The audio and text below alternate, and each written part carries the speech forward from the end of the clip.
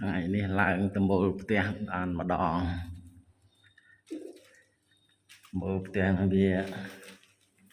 triệp này trái nè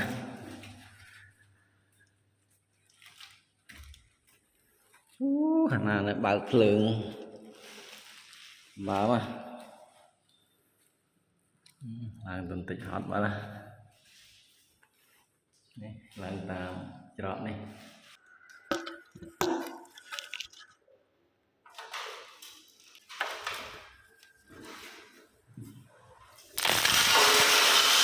các bạn triệp nó prong triệp lướt camera chân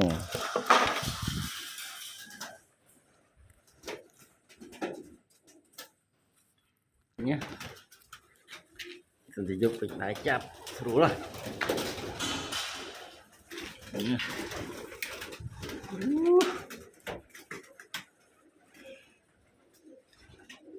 lên nữa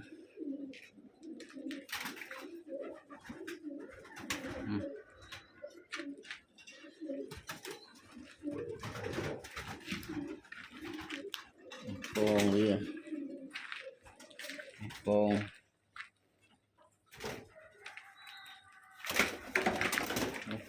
triệp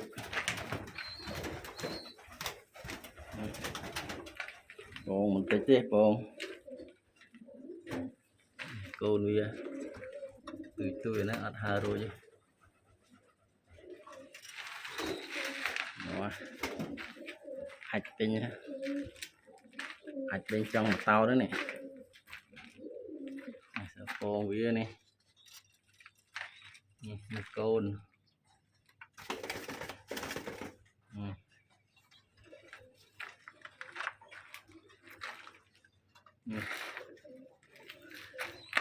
chọc chọc vô các bạn đây nè là rồi nhé rồi tới là rồi con mở khá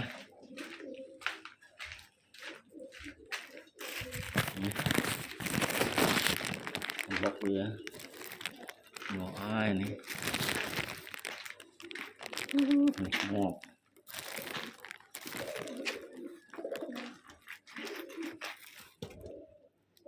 đây là thôn rồi hiểu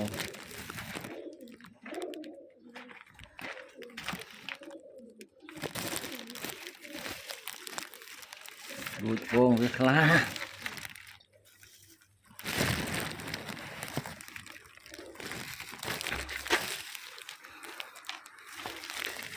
bốc con phí nhé